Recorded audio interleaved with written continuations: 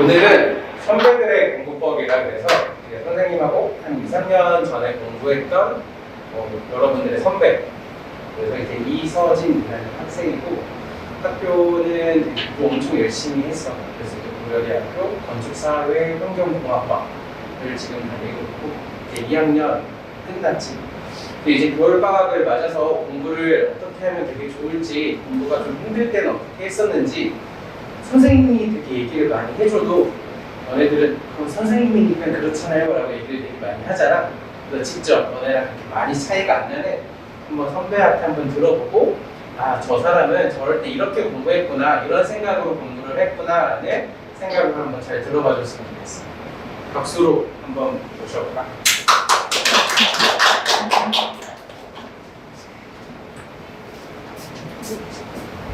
안녕하세요. 네, 선생님께서 소개해 주셨다시피 이제 고려대학교 건축사회환경공학부 재학 중이고, 그리고 여러분들은 좀 잘 모르시겠지만 분당중앙고의 과학중점반을 졸업했어요. 분당중앙고 들어보신 적 있나요? 있죠. 네.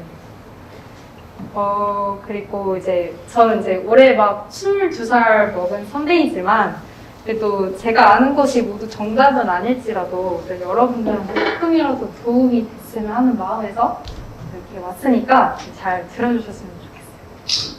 네, 다들 이제 10시라 좀 졸려 보이시는데 좀 기세게 좀 피고 있어요.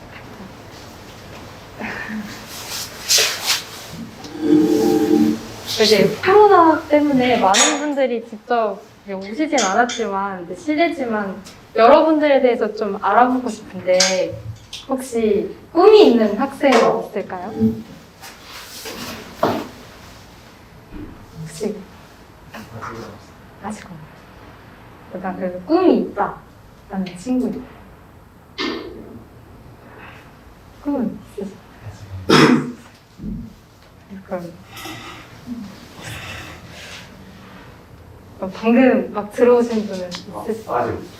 아직 없나요? 마지막으로 꿈이 없으신가요?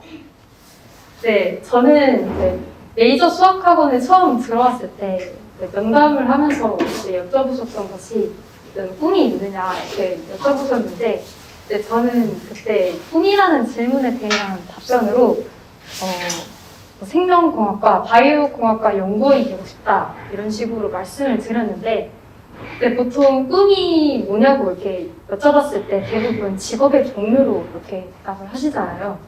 근데 꿈은 좀 넓게 보면 그런 직업 같은 것이 아니라 예를 들어서 저는 의미 있는 삶을 사는 사람이 되고 싶다. 아니면 무슨 일을 하더라도 앞으로 행복한 인생을 살 줄 아는 사람이 되고 싶다. 아니면 특정 직업이 아니더라도 하고 싶은 공부하면서 연구하는 사람으로 살고 싶다. 세상에 영향력이 있는 사람이 되고 싶다. 이런 것이 이제 꿈이 되는 거죠. 꼭 직업의 종류라는 게 꿈이 아니고. 그러면 꿈은 아니더라도 이제 장래희망이 있는 분이 있을까요? 다른 질문에도 혹시 답이 없으실까요? 장래희망 있으신가요? 조금이라도 생각하는 거 있을까요? 생각을 해봤는데 딱히 생각이 안 그런가요? 네, 장래희망은 장차 하고자 하는 일이나 직업에 대한 희망이잖아요. 그래서 꿈과 엄연히 다릅니다. 그리고 그래서 이제 여러분들이 목표를 좀 세우는 게 좋겠다 이런 강박관념이 있잖아요. 이제 여기서 5분 친구들 중에서도 꿈과 장래희망에 대해서 여쭤봐도 잘 모르겠다라는 답변을 해주셨으니까 그래서 이렇게 막연하게 내가 계속 맹목적으로 꿈도 없이 공부를 하는 내가 맞는 걸까라는 생각이 이제 문득 드실 수 있어요. 그런 분 있으신가요? 그쵸. 저도 이제 항상 난 꿈도 없고 목표도 딱히 없는데 이렇게 공부를 하는 게 나에게 뭔 도움이 있을까 이런 생각을 이제 좀 자주 했던 것 같아요. 특히 이제 고등학교 들어갔을 때도 그렇고요. 근데 이제 꿈에 대해서 그렇게 강박관념을 갖지 않으셔도 된다는 점을 이제 오늘 가장 강조드리고 싶은데, 이제 부모님들께서 보통 너는 이제 목표가 있어야 이제 끝까지 공부도 하고 이제 그런 친구들이 성공하는 거다, 뭐 이런 식으로 말씀해 주시는 분들이 많잖아요.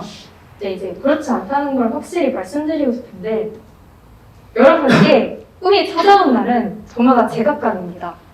이거는 제가 확실히 말씀드릴 수가 있어요.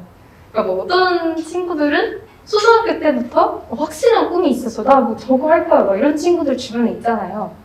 아니면 뭐 중학교 때 꿈을 찾을 수도 있는 거고, 아니면 뭐 고등학교 때 뭐 대학 원서를 뭐 쓰기 직전에 갑자기 너 이거 진짜 하고 싶다, 뭐 이런 게 떠오를 수도 있는 거고, 아니면 뭐 제 친구 중에서는 이미 뭐 대학교 토목과를 갔는데 토목과 들어가서 뭐 2학년 올라가는 과정에 가서 갑자기 코딩을 하고 싶은데 하면서 코딩으로 확 전환해서 이제 코딩 쪽 해외 인턴을 하는 친구들도 있어요. 그러니까 이제 각자 꿈이 찾아온 날은 다르니까 뭐 이제 그거에 대해서 이제 걱정을 하지 않으셔도 되고, 근데 가장 중요한 것은 내가 준비된 사람이어야 나한테 소중한 기회가 찾아왔을 때 그 기회를 잡을 수가 있습니다. 이제 말씀드렸다시피 내가 하고 싶은 일이 뭔지 떠오르는 순간이 다 다르기 때문에, 그래서 그 순간이 찾아왔을 때, 아니면 내가 좋은 기회가 찾아왔을 때 그 기회를 잡기 위해서 지금 여러분들이 준비된 사람이 되기 위해서 공부를 하고 있는 거죠. 준비된 사람이 되어야만 기회가 찾아왔을 때 잡을 수 있으니까요. 실제로 뭐 여러분들이 대학은 약간 머나먼 얘기같이 들리시겠지만, 나중에 이제 어떤 대학에 어느 과에 지원을 하려고 이제 들어갔는데도 이제 제가 들었던 교수분들 중에서 심리학과를 나왔는데 코딩 쪽으로 성공하신 분도 계셨어요. 근데 이제 그런 식으로 나에게 기회가 왔을 때 잡으려면 여러분들이 준비된 사람이어야겠죠. 그래서 여러분들은 아직 정확한 꿈이 없지만 지금 공부를 하고 계신 거예요. 이 자리에 계신 거예요. 이해되셨나요? 그래서 그거에 대해서 걱정하지 않으셔도 되고, 그다음에 이제 두 번째로 여러분들 마음가짐에 대해서 생각을 해봅시다. 인생은 롤러코스터라는 제목을 띄워놨는데 대충 어떤 느낌인지 아실 것 같죠? 네, 제 인생은 롤러코스터였습니다. 그래서 이게 이제 중학교 때부터 더 그려져야 하지만 한 고3까지의 인생 롤러코스터를 제가 한번 그려왔어요. 딱 대충만 봐도 여기 이게 3개 정도 큰 굴곡이 있죠? 이제 저기 첫 번째 큰 굴곡 전까지는 이제 중학교였고, 그다음에 고등학교에 처음 와서 첫 시험을 봤을 때 한 번도 받아보지 못한 등수를 이제 받았어요. 왜냐면 다른 학교에 왔고 출제 경향이 달랐으니까요. 근데 중학교 때 고등학교에 바로 이제 올라가면서 첫 시험을 좀 망하는 경우가 있는 것 같아요. 근데 솔직히 말씀드리자면 중학교 때는 전교권 한 1, 2, 3등에 들다가 고등학교 때 가서 한 57등 정도를 맞았어요. 그러니까 꽤 큰 굴곡이었죠. 그러다가 이제 여기 보시면 거의 뭐 에버랜드 T-익스프레스급으로 큰 내리막길이 보이는데, 이제 저 때는 제가 메이저 수학학원에 오기 바로 직전 수학 시험이었는데 제가 약간 이제 시험을 이제 몇 번 보다 보니까 좀 극복을 하고 나서 제가 자만을 해서 공부를 덜 했던 것 같아요. 그래서 이제 시험을 엄청 많이 못 봤고요. 여러분들이 생각하는 이상의 상상으로 못 봤고, 기만이라고 하지 않을 정도로 못 봤고, 이제 그래서 저 때는 제가 내신을 항상 준비했었는데 저 시험을 보고 나서 이 굴곡을 한번 겪고 나서 나는 이제 내신을 이제 절대 못 쓰겠다. 이제 내신으로는 원하는 대학에 절대 못 가겠다라고 이제 확신을 했을 정도인데, 그래도 저는 그때 어떻게 생각을 했냐면, 일단 내가 지금 받은 점수는 모르겠고 일단 이제 다음을 기약하고 다음을 준비하자라는 생각을 했어요. 그러니까 지금 점수에, 그러니까 우리가 이제 전혀 매달릴 필요가 없다는 거죠. 왜냐면 제가 아까 말씀드렸다시피 기회를 잡을 수 있는 사람은 준비된 사람이니까 일단 준비를 하자라는 생각으로 다음을 준비하고 열심히 해서 결국 다시 극복을 했습니다. 그리고 이제 내신으로 이제 원하는 학교를 못 갈 거라고 생각을 했지만 결국 제가 목표했던 대학으로 최초 합격을 했으니까요. 그러니까 이런 굴곡이 여러분들에게 앞으로 찾아와도 그런 거 이제 막연하게 생각하시지 않았으면 좋겠습니다. 그리고 이 세 번째 굴곡은 수능과 관련된 얘기인데 이거 이제 다음 장에서 말씀드리고 합니다. 딱 보기만 해도 차이가 엄청 크죠. 근데 요즘 영어가 이제 고등학교에서 모의고사랑 수능이 절대평가가 되신 거 아시죠? 네, 90점대면 1등급, 그다음에 80점대면 2등급, 70점대면 3등급인데 제가 고등학교 1학년 때부터 3월, 4월 모의고사까지, 고3 4월 모의고사까지 항상 1등급이 나왔었는데 근데 이제 6월 모의고사, 9월 모의고사 되게 중요한 거 아시죠? 이때가 이제 평가원 모의고사잖아요. 근데 이제 6월 모의고사랑 9월 모의고사에서 70점이 나옵니다. 왜냐면 제가 1등급 때를 계속 맞다 보니까 이 정도 영어는 됐다. 좀 그만해도 될 것 같고 이제 영어의 실전 무게를 좀 과학으로 옮겨볼까 하면서 이제 덜 했던 것이 이제 70점대로 내려갔고 근데 이제 생각을 해보시면 모의고사 점수가 한 문제당 2점 아니면 4점, 3점이잖아요. 근데 70점대가 나오려면 되게 많이 틀렸던 거거든요. 네. 근데 이제 6월 모의고사에서 9월 모의고사로 가는데 이제 3개월이라는 긴 텀이 있는데도 불구하고 슬럼프가 와서 회복을 하지 못했어요. 근데 이제 3등급이 이 3이라는 숫자가 나를 단정짓지 않는다 라고 이제 믿음을 가지고 이제 매일 이제 대한민국에 있는 거의 모든 영어 강사의 실전 모의고사를 다 사서 매일 하나씩 풀었어요. 모의고사를. 그러니까 저는 매일 수능을 치른 거죠. 영어 수능을. 그래서 결국 결론적으로 말씀드리면 수능에서는 영어를 98점을 받았어요. 70점을 받다가. 그래서 제가 여기서 말씀드리고 싶은 건 당장 보이는 가시적인 숫자에 나를 가두지 말자는 거예요. 이 부분 좀 이해가 되시나요? 여기서 엄청 상위권 친구도 있을 거고 아직은 이제 상위권으로 가기 위해 준비하고 이제 계시는 분들도 있을 텐데 그런 숫자들이 이제 나를 단정짓지 않는다는 겁니다. 내 가능성은 내가 만들어 가는 거고 누구도 앞을 예측할 수 없다는 거죠. 그러니까 여기서 앞으로 그래프가 어떻게 될지는 이렇게 쭉 갈지 그러면 위로 올라갈지는 내가 마음먹기에 달렸다라는 걸 말씀드리고 싶어요. 약간 마음가짐이 달라지셨나요? 그런 것 같아요.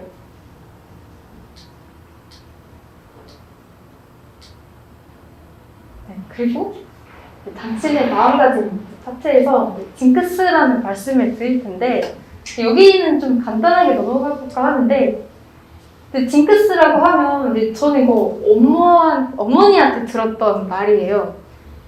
제 징크스는 아니고 어머니 징크스였겠죠.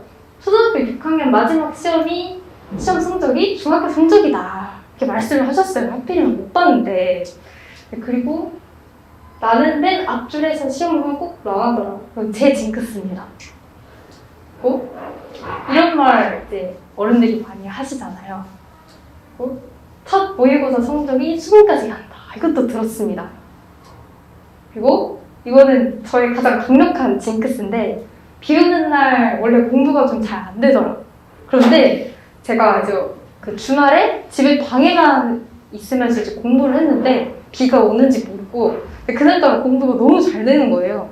그래서 나오니까 비가 오더라고요. 그래서 징크스는 비과학적이구나 라는 걸 떠올렸는데 이런 징크스들이 하나하나씩 떠올리게 되면 자꾸 그런 틀에 나를 가두게 돼요.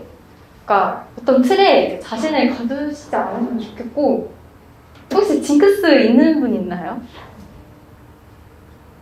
징크스 있으세요? 나만의 징크스 있으신가요? 없어요? 그러면 다행이에요. 간단하게 넘어갈게요. 그리고 이제 여태까지는 뭐 어떻게 마음가짐을 가져야 할지 아니면 뭐 나는 누구인가에 대해서 좀 생각을 하면 좋겠다라는 제안을 드렸다면 좀 추상적인 얘기였는데 좀 구체적으로 우리가 어떻게 공부를 해야 할지에 대해서 좀 말씀을 드리고 싶어요. 네, 이제 제가 말씀드린 거는 뭐 제가 뭐 이렇게 큰 인생을 살아온 건 아니지만 그래도 먼저 좀 시행착오를 겪고 이제 이런 것이 좀 낫겠다라고 들어서 이제 제가 공부를 한 6년 동안 제 마음속에 새겼던 것들을 좀 농축해서 말씀드리는 거니까 다 기억해 주셨으면 좋겠어요. 첫 번째로 여러분만의 공부법이 있는지 나만의 습관, 루틴이 있는지 좀 살펴보셔야 돼요. 예를 들어서 우리가 수학 공부를 할 때 문제를 많이 풀어보는 이유가 문제 풀이별로 이런 유형이 딱 나오면 이렇게 풀어야지라는 나만의 루틴이 있잖아요. 그렇죠? 근데 그 루틴이 시험장에 가서도 실전에서 그대로 루틴이 나오려면 우리가 많은 경험을 해야 되잖아요. 그래서 어떤 유형별로 루틴이 있듯이 과목별로도 루틴이 있으셔야 돼요. 예를 들어서 내가 한국사 내신 공부는 5주 전부터 매일 10장씩 읽고 3주 전부터 암기를 하자. 그리고 모르는 것에는 잘 안 외워지는 거에는 파란색 형광펜 그리고 뭐 중요한 거는 빨간색 형광펜 친다거나 뭐 이런 공부법이 있을 거 아니에요. 그런데 만약에 내가 점수가 잘 안 나왔어. 그럼 이제 공부법을 바꾸시는 거고 그리고 잘 나왔다? 그럼 그 공부법을 고등학교 때까지 쭉 끌고 가시는 거예요.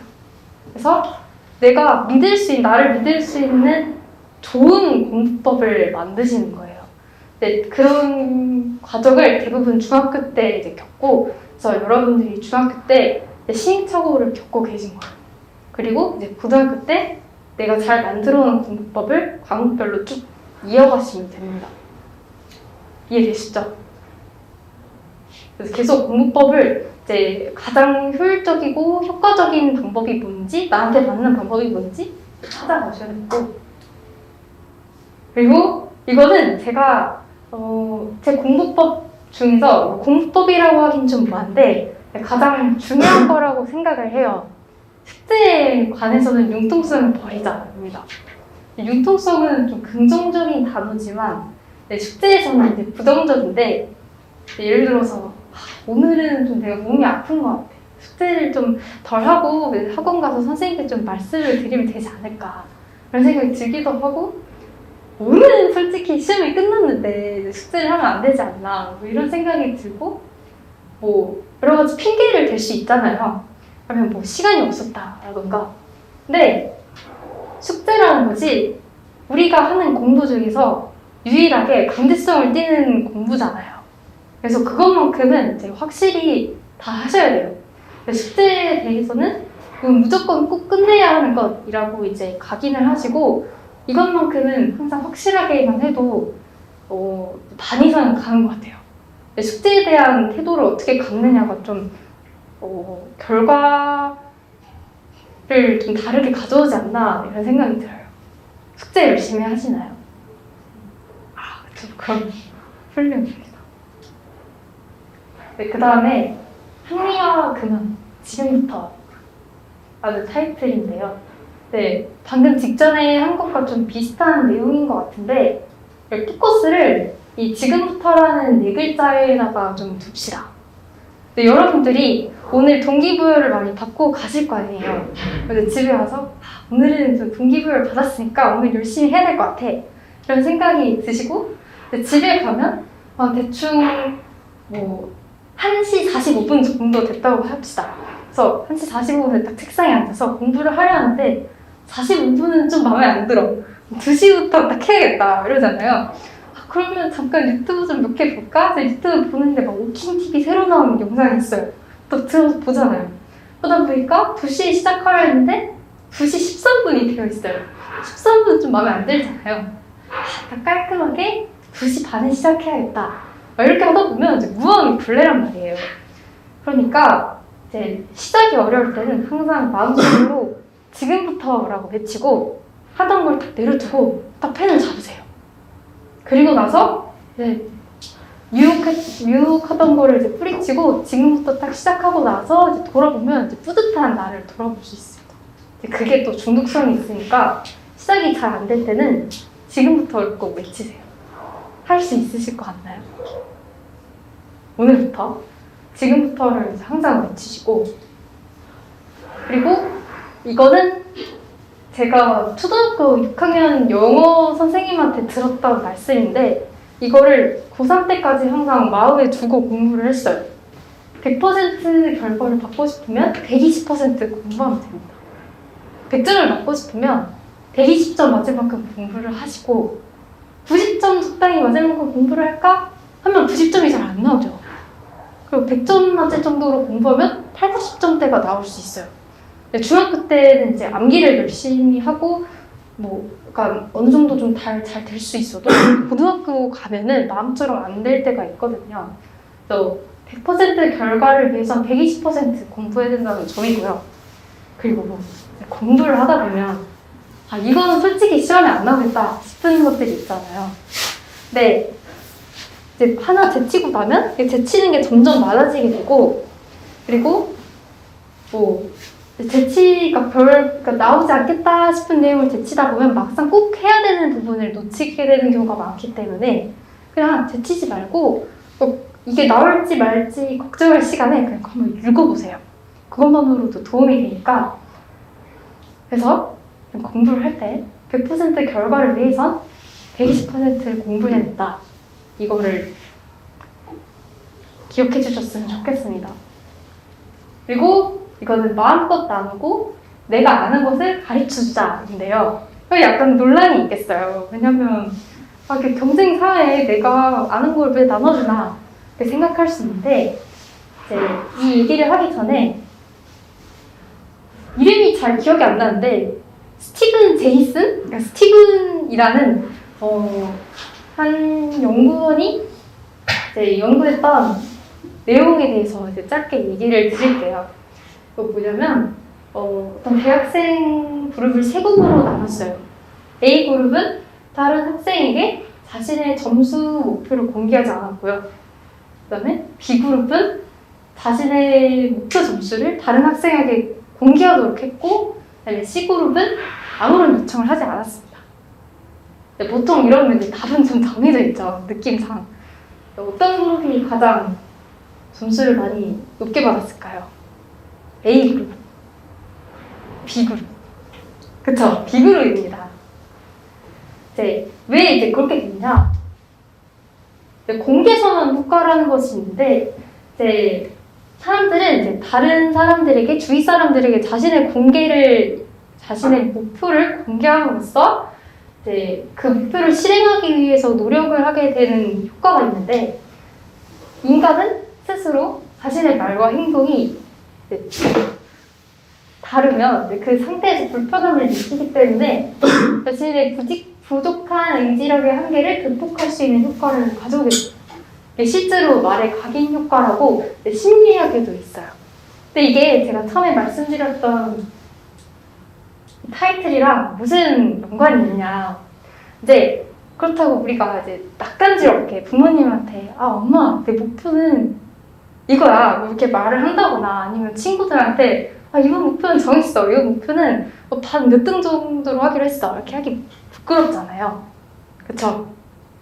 그래서 간접적으로 공개선언 효과를 볼 수 있는 방법이 내 친구들에게 내가 아는 것을 가르쳐주는 것입니다. 내가 친구들에게 수학 문제를 좀 가르쳐준다거나, 아니면 내가 이런 거 좀 아는데 이거 시험에 나올 것 같아 이런 식으로 좀 알려준다거나 하면 어느 순간 친구들 사이에서 나는 친구들에게 가르쳐줄 수 있는 사람으로 각인받게 되고, 그렇다 보면 내가 가르쳐줬던 사람이니까 나는 그럼 이 과목은 좀 잘 봐야지 라고 자기도 모르게 무의식 중에 생각을 하게 되는데, 이게 간접적으로 공개선언 효과를 볼 수 있다고 생각을 해요. 저도 그렇게 느꼈고, 그리고 공개선언 효과라는 장점 말고도 친구들에게 가르쳐주면서 공부하다 보면, 특히 수학 같은 경우는 자기가 머릿속으로만 생각했던 것을 구체화하면서 말을 하다 보면 좀 더 그 내용을 확실하게 알게 되고, 그리고 실제로 유대인 같은 경우에는 하브루타 공부법이라고 하나요? 막 그런 식으로 말하면서 하는 공부법이 있잖아요. 근데 뭐 그렇기도 하고, 그리고 이제 집에 가서 이제 혼자 공부하면서 "헉, 이거는 친구들이 나한테 좀 물어볼 것 같은데?" 막 이러면서 그 자기도 모르게 그 문제의 중요성 같은 걸 이제 따지고 있어요. 그리고 이거 물어볼 수도 있으니까 내가 좀 확실하게 공부해야겠다. 뭐 이런 효과를 이제 톡톡히 볼 수 있고, 저는 이제 학창 시절 중고등학교 때 되게 도움을 많이 받았던 것 같아요. 가르쳐 주는 것들이. 그리고 이거는 마지막으로 공부할 시간을 정하지 말고 공부할 양을 정하자입니다. 여러분은 보통 시간을 정하나요? 양을 정하나요? 나는 시간을 정한다. 양을 정한다. 이미 잘 하시고 계시네요. 저는 이제 약간 고1, 고2 때까지만 해도 오늘은 수학 3시간, 영어 2시간, 한국사 1시간 이렇게 할까? 뭐 이랬는데, 그러지 말고 수학 3시간 동안 내일 모레 수학 학원을 가니까 오늘까지 뭐 수학 숙제 반 7장 정도 하고 2시간 동안 뭐 영어 내신 공부 지문 5개 정도 하자. 뭐 이런 식으로 구체적으로 이제 계획을 세우시면 좀 더 효율적으로 시간을 사용하실 수 있는 것 같아요. 근데 여러분들은 이미 잘 하시고 계신 것 같고, 슬라이드는 이게 마지막인데 좀 마지막으로 좀 농축된 팁을 알려드리자면, 저는 이 팁을 고3 한 수능 6개월 전에 들었던 팁이라서 이제 늦게 알았지만, 제가 원래는 좀 이렇게 공부를 하고 나서 만족감을 느껴야 되는 스타일이었는데 좀 많이 했다라는 느낌을 받고 자는 게 좋잖아요. 그래서 최대한 좀 많은 공부를 했어요. 하루 동안에. 과학도 하고, 물리도 하고, 화학도 하고, 수학도 하고, 영어도 좀 봤다가, 국어도 약간 몇 개 봤다가 이런 식으로 이제 공부한 과목 수가 많은지 많이 한 것 같은 느낌이 들었던 거죠. 그런데 이제 그러지 말고 딱 하루 동안 최대 2과목, 과학, 수학 이렇게 찐득하게 공부를 하세요. 그러니까 이제 확실히 이제 그거를 이제 3개월 동안 좀 이렇게 지속하다 보니까 좀 공부 효율이 확 달라지는 게 느껴지더라고요. 그래서 많은 과목을 공부하지 마시고 하루 동안에 그 소수 과목을 찐득하게 하자. 이거 기억하셨으면 좋겠습니다. 이거는 제가 한 일주일 전에 분당 중앙고를 다니까 이제 분당에 사는데 분당 하늘을 찍은 거예요. 그래서 제가 하늘을 올려다봤을 때는 별이 한 6, 7개 정도밖에 안 보였는데, 사진을 찍고 그 대비 조절하는 거 있잖아요. 대비 조절하고 밝기 조절하니까 거짓말 안 치고 핸드폰으로 보면 3, 40개가 찍혔어요. 그러니까 별은 그 자리에서 항상 빛나고 있는데 미세먼지나 구름 때문에 좀 안 보이는 것 뿐이죠.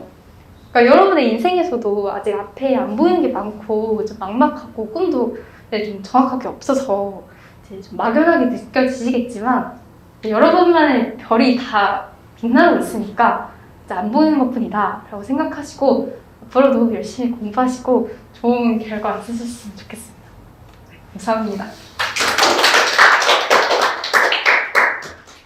어때요? 이렇게 들어보니까 조금 나만 그런 거 아닐까라는 고민을 했던 게 조금씩은 누구나 하는 고민이겠다라는 생각이 좀 드나요?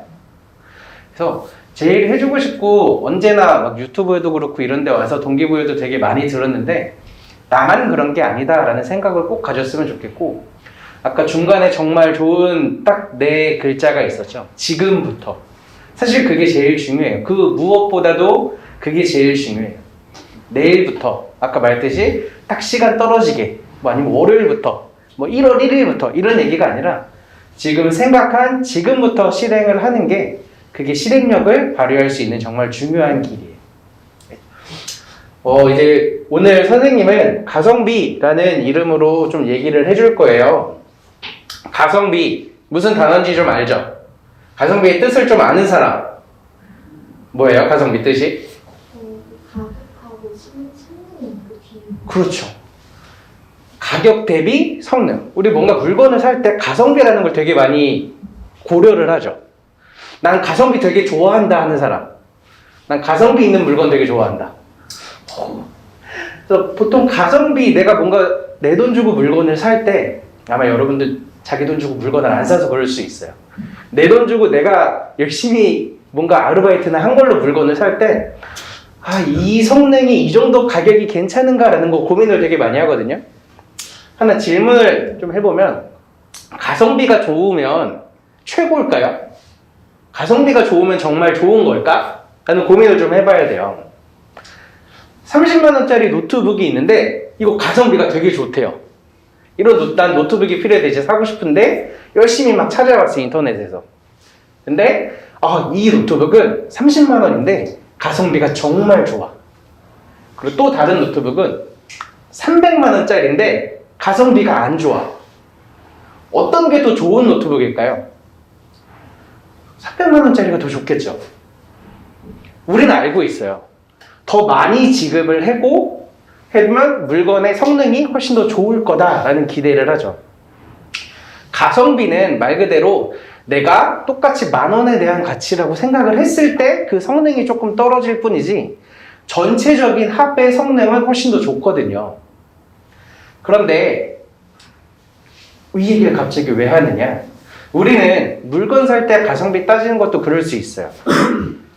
근데 도대체 선생님이 되게 많이 수업을 하고 학생들을 알려주고 공부를 같이 하면서 제일 아쉬운 부분이 뭐냐면 공부할 때 왜 도대체 가성비를 찾을까? 이 부분이 너무 아쉽고 안타까워요. 공부할 때 가성비를 찾는다라는 말이 조금 어색할 수도 있는데 한번 예시를 들어봐 줄게요. 70점에서 80점을 올려요. 한 점수 10점 정도 올려야 되는 거죠. 점수 10점 정도 올리는데 한 매일 2시간 정도 공부하면 될 것 같대요. 그러면은 2시간 공부해서 10점이 오르는 거죠. 그러면 이 정도의 나의 공부와 성적 향상은 이런 비율을 갖고 있구나라는 생각을 하게 될 거예요. 그런데 좀 공부를 해서 내가 만약에 80점을 좀 달성을 했어. 그럼 그 다음 점수를 올리고 싶어. 똑같이 10점을 올려야 되는데 내가 투입해야 되는 공부 시간은 좀 더 늘어나요. 똑같이 2시간 공부하면 80점에서 90점으로 갈 수가 없어. 똑같이 2시간 하면 한 80점에서 한 86점 이 정도 될까 말까 이럴 거예요. 그러면 공부 대비 성적 효율이 안 좋아졌죠. 그리고 여기서 그럼 나 이제 90점에서 좀 더 가고 싶어. 똑같이 3시간을 공부해도 90점에서 그 다음은 한 5점이 오를까 말까 막 이래요. 그 다음에 다 맞는 우리가 95점에서 100점까지 가려면 막 3시간 이런 게 아니라 갑자기 공부 대비 공부 시간 투입이 엄청 많아져야지 이 정도 공부가 가능해요. 그러면 점수가 점점 오르면 오를수록 공부 시간 투자 대비 성적 효율이 좋지 않죠. 근데 아까 말했듯이 그러면 가성비 좋은 공부를 하려면 나는 여기까지만 하고 끝내야죠. 사실 이게 가성비는 제일 좋죠. 난 2시간 정도 투자해서 난 딱 80점만 맞으면 끝이야. 이러면 내가 공부 시간 투자 대비 성능은 정말 좋은 거거든요. 근데 이게 정말 좋은 걸까라는 생각을 좀 많이 해야 돼요. 대부분 학생들이 나는 이 정도 공부하면 충분하지 않았나라는 생각이 여기에서 오는 것 같아요. 나는 지금까지 이 정도 하면 좀 그래도 남들보다는 조금 더 하는 것 같고, 남들보다가 아니더라도 내가 작년에 공부했던 나보다는 지금 조금 더 하는 것 같고, 그리고 뭔가 이것보다 공부를 더 많이 하면 똑같은 시간을 하더라도 점수가 10점 오르던 게 5점 오르면 뭔가 손해보는 느낌을 받는 것 같아요, 학생들이. 근데 그게 80점 맞다가 내가 공부 조금 더 해서 85점 받는 게 손해인가요? 손해가 절대 아니죠. 내가 시간 투자를 얼마나 더 많이 하더라도 공부를 많이 하고 2시간 공부하던 걸 3시간, 4시간, 5시간 이렇게 공부를 늘려도 내 성적이 올라가면 가성비 이런 느낌이 아니라 난 그냥 성적이 올라갔다라고 생각을 해야 돼요. 그래서 우리는 공부를 해야 된다라는 생각을 할 때는 꼭 가성비의 마인드를 버려야 돼요. 나는 가성비 좋게 공부를 하겠다. 정말 그러면 안 되겠지만 그런 학생들이 있다가 되면 이런 마인드로 공부를 하게 되면 2시간 공부를 했지만 점수는 70점 그대로일 거예요.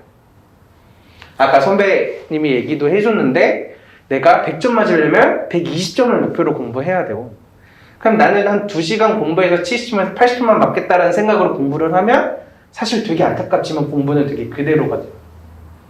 이게 진짜 되게 안타까운 현실이거든요. 내가 공부를 하긴 했어요. 2시간. 2시간도 공부 힘들죠. 5시간은 공부 어렵고 2시간 공부는 쉽고 이런 게 아니잖아요. 똑같이 2시간도 힘들게 공부했는데 이런 어진간하게 공부를 하는 경우는 힘은 드는데 성과가 없어요. 난 2시간도 진짜 힘들다라고 생각을 해서 공부를 했는데 열심히 공부했다라고 난 정말 많이 했다라고 생각을 하는데 뭔가 나에게 변화가 안 보여. 점수도 그대로인 것 같고 뭐 수학 진도도 그렇게 많이 안 나가는 것 같고 그 다음에 테스트 봐도 계속 틀리는 거 똑같이 계속 틀리는 것 같고 마인드가 나는 2시간만 하면 되겠다라고 생각을 했었대요. 그런 마인드가 아니라 우리는 좀 더 공부를 많이 해야 돼요. 내가 공부하기는 했는데 점수가 그대로면 너무 억울하잖아요. 그렇죠? 우리가 대부분 머릿속에서는 어떻게 생각하냐면 1시간 공부하면 점수가 1점, 2시간 공부하면 점수가 2점, 3시간 공부하면 점수가 3점. 시간 대비 공부가 똑같이 일직선으로 올라갈 거라는 생각을 되게 많이 해요. 보면은 우리가 이제 그래프 그릴 때 여기를 이제 시간이라고 생각을 하고 얘를 이제 점수라고 생각을 하면 우리가 머릿속에는 점수가 이렇게 올라가길 기대하거든요. 1시간 투자하면 이만큼, 2시간 투자하면 이만큼, 3시간 투자하면 이만큼 이렇게 되기를 기대하는데 현실적으로는 점수는 어떻게 올라가냐면 이렇게 올라가요.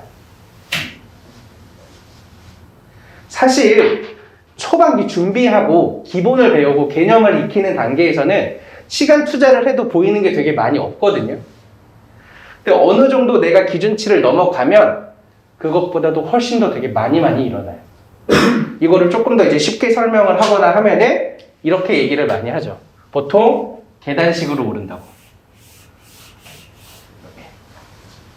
어느 정도 되기 전까지는 티가 잘 안 나요. 여기까지만 공부하고 그만두면 힘은 진짜 들게 했는데 그러니까 남들은 내가 안 힘들겠다고 하지만 본인은 힘들잖아. 1시간을 공부하셔도 힘든데 티가 안 나. 이러면 엄마한테도 좀 소리도 들을 거고 본인 스스로도 힘도 하나둘 두고 억울하기도 하고 넘어가야 돼요. 가성비를 찾는 게 아니라 내가 점수를 올릴 수 있는 양만큼 공부를 해야지 그렇게 점수가 올라가는 게 가능하다. 그래서 우리는 노력을 했잖아요. 노력을 했을 때 그거에 대한 성과가 있어야지만 다음번 노력을 할 수 있어요. 정말 내가 이번에 열심히 했다라고 본인 스스로 생각했는데 달라지는 게 하나도 없으면 사실 다음번에 하기가 싫어요. 이번 겨울방학 그냥 대충 뭐 학원 다니면 되겠지, 학원에서 주는 숙제 그냥 어느 정도만 하니까 하면 되겠지라는 생각으로 하루에 1-2시간만 그냥 공부를 하면 방학 기간 분명히 힘들 거예요. 본인 스스로 놀았다는 생각도 안 들 거고 난 열심히 했다는 생각이 들 텐데 성적은 그렇게 안 바뀌었어. 그러면 다음번 여름방학, 겨울방학에 다시 한번 노력하기 힘들 거예요. 그러면 여러분들 생각 속에는 나는 공부해서는 잘 안 될 것 같아 라는 생각이 콤플렉스로 생기는 거예요. 그런 생각이 안 들게 우리는 성과를 일으킬 만큼 정말 노력을 많이 해야지 나도 하면 되네 라는 생각을 하게 되는 거고 나도 하면 되네 라는 생각이 있어야지 다음번 공부를 되게 많이 하는 시간에서도 그만큼 시간 투자를 많이 할 수 있어요. 쌤이 지금 컴플렉스 같은 이라는 말을 되게 했는데 이게 되게 중요한 단어예요. 내가 학창시절에 공부로 인한 컴플렉스는 절대 없어야 돼. 선생님이 이렇게 생각하거든요. 선생님은 물론 좀 재수없어 보이겠지만 공부 되게 잘했어요. 중학교 때도 잘하고 고등학교 때도 잘하고 대학교 때도 잘했어요. 그래서 선생님은 공부에 대한 컴플렉스가 전혀 없거든요. 이게 무슨 말이냐? 내가 무언가 처음 접하는 게 있어도 선생님 별로 두려워하지 않아요. 왜냐면 내가 공부하면 나도 이거는 할 수 있어. 되게 처음 보는 것들이라도. 내가 생전 처음 갑자기 선생님 아까 뭐 코딩을 갑자기 하고 싶다. 그러면 내가 이걸 할 수 있을까라는 선생님 두려움이 1도 없거든요. 왜? 선생님은 그동안 공부하면 이룰 수 있다는 걸 노력을 되게 많이 했기 때문에 체험을 했거든요. 그러면 아무리 처음 하고 아무리 어려운 것도 나는 공부하면 할 수 있을 거야 라는 접근을 하기 때문에 두려운 게 하나도 없는데, 우리가 가성비만 계속 따지고 내가 성과가 없는 노력만 한 학생들은 내가 해서 될까? 해도 안 될 것 같다라는 생각이 되게 많이 들면 공부뿐만 아니라 앞으로 모든 처음 접하는 거에 있어서 두려움에 항상 살 거예요. 그렇게 기대하지 않거든요. 자신 있게 내가 하고 싶은 거 언제든지 난 배우면 할 수 있어, 공부하면 할 수 있어 라는 마인드를 탑재하려면 공부를 정말 많이 해야 되겠죠. 그래서 한번 다시 이 질문을 해볼게요. 가성비 있게 2시간 할래요? 정말 빡세게 5시간 할래요? 되게 빡세게 5시간을 하는 거를 내가 손해보는 게 아니다라는 생각을 해야 돼요. 성과도 확실하게 많이 나올 거고, 그로 인해서 자신감도 생길 거고, 그런 자신감에서 내가 졸업하고 뭐 대학교 가고 대학교도 졸업하고 어떤 일을 하고 내가 처음 접하는 상황에서도 자신감 있게 행동할 수 있어요. 나는 배우면 돼. 나는 공부하면 돼. 이런 마인드가 꼭 필요하기 때문에 단순히 지금 성적 올리는 것도 정말 중요하고 여러 가지가 중요하지만 공부는 성과가 있을 때까지 공부를 해야 한다. 그러기 위해서는 이제 앞으로 절대 공부할 때는 가성비를 찾지 말자. 꼭 기억해 줘요. 나는 적당히 공부하고 적당히 점수 받아야지. 적당히 공부하고 힘들긴 한데 점수는 안 나와요. 정말 많이 공부할 생각을 하고 하면 됩니다. 지금 생각을 좀 들겠죠. 나는 정말 빡세게 5시간을 할 수 있을까? 모두 할 수 있어요, 정말. 누군 할 수 있고 누군 할 수 없고 이렇게 태어난 게 아니거든요. 내가 정하면 돼요. 난 오늘부터 5시간 공부하는 사람이야. 난 이번 방학부터 매일 5시간 공부하기로 했어. 나 스스로 정하고 아까 말했듯이 지금부터 하면 할 수 있어요. 그럼 오늘 내일 하다가 좀 힘들어서 하루 쉬었어. 그러면 역시 난 안 돼 라고 생각하는 게 아니라 뭐 하루 쉬고 뭐 다음 날부터 그래 오늘부터 또다시 작심삼일을 30번 하면 90일 동안 한 거거든요. 계속 많이 하면 돼요. 누군 하고 누군 못하고가 아니라 나는 오늘부터 그렇게 하기로 했어 라는 선언을 하고 본인 스스로 생각을 하면 충분히 누구나 할 수 있습니다. 우리 이렇게 열심히 학원에서도 많이 보는데 선생님 정말 한 명 한 명 다 응원하고 충분히 다 할 수 있는 사람이라고 생각하거든요. 이것만 당장 오늘만 봐봐요. 토요일 날 아침 10시에 여기 와서 이걸 내가 공부를 듣겠다라는 생각으로 마인드로 왔잖아요. 이런 마인드만 돼도 충분히 여러분들은 할 수 있을 거라고 생각을 합니다. 그래서 이번 겨울방학에 정말 열심히 공부 많이 하고 달라진 나의 모습을 보면서 자신감도 되게 많이 얻어가고 다음 학기 첫 시험도 되게 잘 보면서 역시 나는 할 수 있는 사람이었구나 라는 마인드를 꼭 느껴봤으면 좋겠습니다. 오늘 토요일 오전에 이렇게 힘든데 졸린 몸 이끌고 와주셔서 정말 감사합니다. 수고했어요.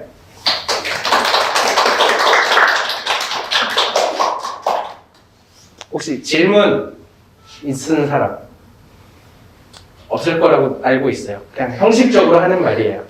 Q&A라고 물어보면 선생님이 한 3년 동안 3년 넘게 훨씬 많이 했는데 물어보는 사람은 진짜 손에 꼽아요. 그래서 오늘 지금 이제 딱 11시 조금 전인데 집에 이제 가서 또는 학원 가서 본인만의 오늘 내가 생각했던 계획 꼭 이루시길 바랄게요. 수고했어.